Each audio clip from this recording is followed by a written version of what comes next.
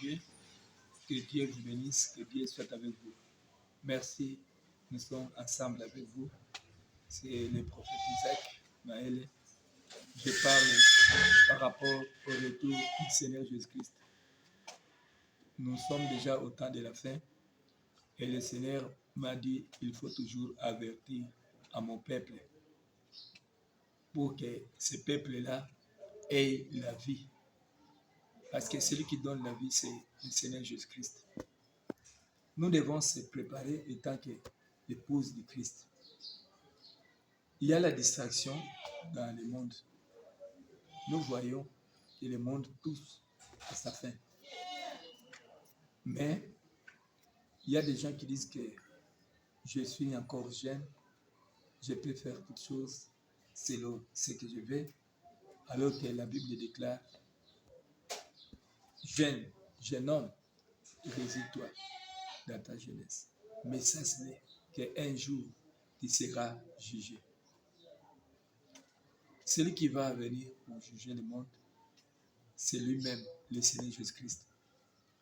Aujourd'hui, il est l'avocat devant le Seigneur. C'est notre avocat. Mais demain, il ne sera pas notre avocat. Demain, il sera le juge. Aujourd'hui, il est l'agneau immolé, l'agneau de Dieu. Mais demain, il ne sera pas l'agneau. Demain, il sera un grand roi et puis un lion. Tu ne peux pas jouer avec le lion, tu peux jouer avec la chèvre, tu peux jouer avec les moutons, tu peux jouer avec quoi que ce soit, tous les animaux, mais tu ne peux pas jouer avec le lion. C'est-à-dire, le Seigneur Jésus-Christ va venir. Et lorsqu'il viendra, il va juger le monde par rapport à tout ce que tu as fait pendant que tu vivais. Même les iniquités que tu as commises pendant que tu vivais. Parce que dans notre vie, nous voyons que beaucoup de personnes, même les hommes de Dieu, beaucoup de personnes disent que le Seigneur Jésus-Christ ne viendra plus. Alors que nous voyons tous les signes qu'il nous a dit. Tous les signes. Il m'a dit que mon fils va dire au peuple de Dieu de se concentrer devant la parole de Dieu, de lire la Bible tous les jours.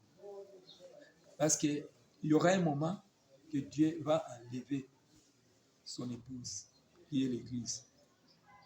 Mais avant l'enlèvement, nous verrons aussi la dispersion de la parole de Dieu. Parce que si tu lis dans Amos 8:11, au temps de la fin, l'Éternel dit, il y aura la fin. La fin de la parole de Dieu. Tu vas commencer à chercher même la parole de Dieu. Tu vas commencer à chercher les hommes de Dieu, même les évangélistes, même ceux qui témoignent. Tu ne les verras pas. Tu ne verras rien. Personne. Pourquoi? Parce que c'est la volonté de Dieu. Aujourd'hui, le Seigneur nous a donné les messages, il nous a donné des révélations, il nous a donné beaucoup de visions et beaucoup des hommes de Dieu qui craignent l'Éternel et qui marchent dans la sainteté. Mais il n'y a personne qui croit à ces messages-là. Même au message de la dépouillement, personne qui croit à ces messages. Et beaucoup de personnes disent que non. Nous sommes déjà sauvés parce qu'on a déjà reçu le Seigneur Jésus-Christ. Si tu as reçu le Seigneur Jésus-Christ, c'est bon, mais il faut quand même marcher dans la volonté de Dieu. Faire ce qui est la volonté de Dieu. Parce que Dieu dit, ces peuples, ils m'honorent de leur bouche, mais son cœur est loin de moi. Tu peux honorer Dieu dans ta bouche, tu dis, je suis serviteur de Dieu, je suis un enfant de Dieu, j'ai la crainte de Dieu, je sers Dieu, je loue Dieu, je fais ceci, cela pour Dieu, mais en toi, ton cœur ne le loue pas. Tu fais ce que ta volonté.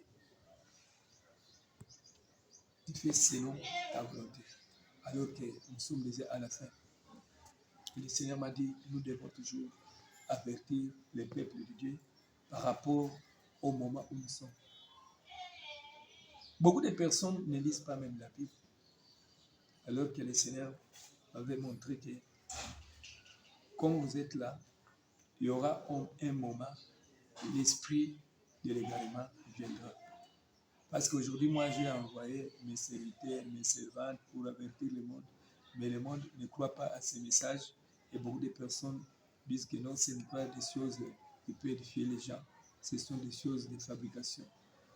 Comme vous dites comme ça, il y aura maintenant un esprit de mensonge. Parce que les gens n'acceptent pas la vérité. Les gens, souvent, ils disent que non, moi, pour accepter quelque chose, il faut que je vois, il faut que je sois moi-même témoin. Comme beaucoup d'églises, il y a une église qui dit qu'ils sont des témoins de Dieu ou les témoins de Job. Mais ça, ce n'est pas une église de Dieu. Parce que le Seigneur m'a dit qu'une église qui ne confesse pas que Jésus-Christ est Dieu, ce n'est pas mon église. Les églises là qui ne confessent pas que Jésus-Christ est Dieu, ce n'est pas les églises de Dieu. Même les églises qui ne disent pas que Jésus-Christ est le Fils de Dieu, ce n'est pas les églises du Seigneur. Si tu es dans une église qui ne confesse pas Jésus-Christ c'est un que Seigneur et Sauveur, c'est le moment de quitter. Si tu es dans une église qu'on ne prêche pas même le retour du Seigneur Jésus-Christ, il faut quitter. Si tu es dans une église qui ne prêche pas sur le retour du Seigneur ou la sainteté, le dépouillement, il faut toujours quitter. Il faut sauver ton âme. Parce que nous sommes passagers sur la terre. Nous ne vivrons pas éternellement sur la terre. Nous sommes pèlerins. Nous devons passer dans ce monde. Le monde et sa richesse, le monde et sa beauté, le monde et toutes choses que nous voyons passera. Mais la parole de Dieu restera éternelle. Et au ciel, il y a la joie lorsqu'une personne accepte le Seigneur Jésus-Christ. Parce que nous voyons déjà que nous sommes au temps de la fin et Jésus-Christ se revient bientôt. Nous voyons tous les signes que le Seigneur nous a montrés. Mais personne ne croit. Nous voyons toutes choses qui se passent dans le monde. Personne n'accepte ces choses. C'est pour cela que le Seigneur m'a dit, tu ne peux pas cesser de parler, aller de l'avant, amène la parole partout. Prêche la bonne nouvelle, ne crains personne, dites la vérité partout pour que le monde soit sauvé.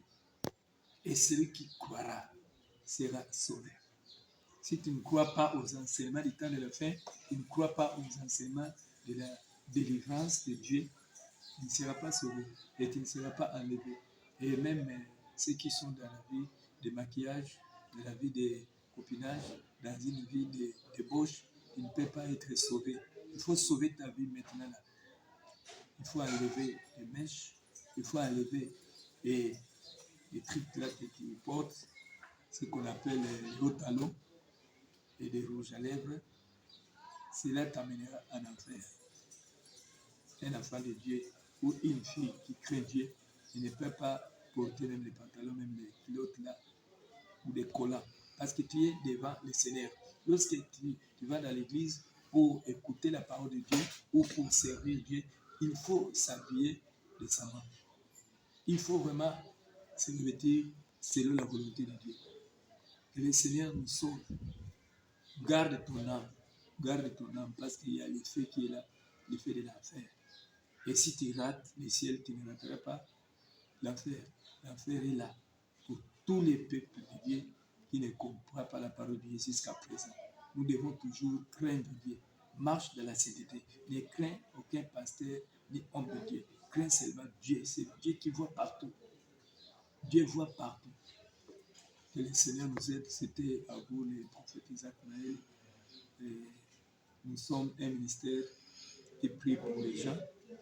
Et nous encadrons aussi les veuves et les orphelins. Donc, si vous voulez aider les orphelins, les veuves, ce sera mieux pour vous. Que le Seigneur nous aide parce que nous sommes déjà au temps de la fin. Si tu as besoin de prière, tu peux appeler. Nous sommes un ministère qui prie pour les gens. Nous prions pour les malades. Nous prions pour les gens qui sont dans la souffrance, parce que c'est le Seigneur qui aide. Il dit dans Matthieu 11, 28, venez à moi, vous tous qui êtes fatigués et chargés, et je vous donnerai du repos. Nous voyons tous les signes du Seigneur. Il faut se repentir pour aller au ciel.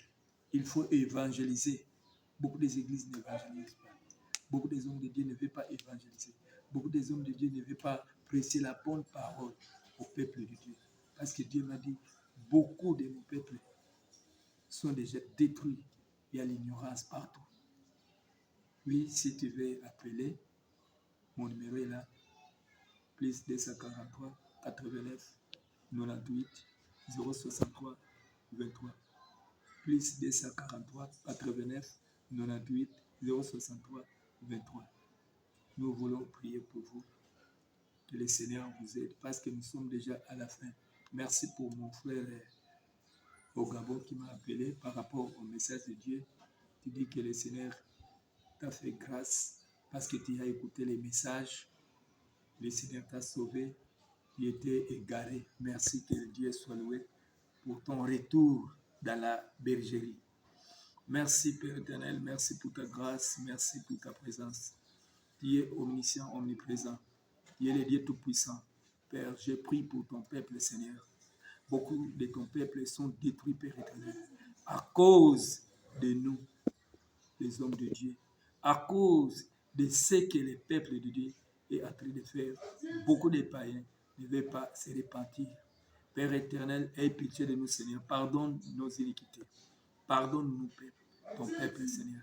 Merci pour ta grâce, éternel Dieu. Je prie pour le Congo, je prie pour l'Afrique, je prie pour le monde, je prie pour Israël. Père éternel, que la paix de Dieu règne partout, même en Israël, même ici au Congo, partout, Père éternel. Au nom de Jésus-Christ, je menace tout esprit impur, que tout esprit de maladie, ce qui vient pour détruire le peuple de Dieu, qu'il soit calciné par l'effet dans le nom puissant de Jésus-Christ. Père éternel, tu as fait beaucoup de choses sur la croix de Golgotha et tu as dit, tout est accompli. Que ton nom soit loué à jamais. Au nom de Jésus-Christ. Amen.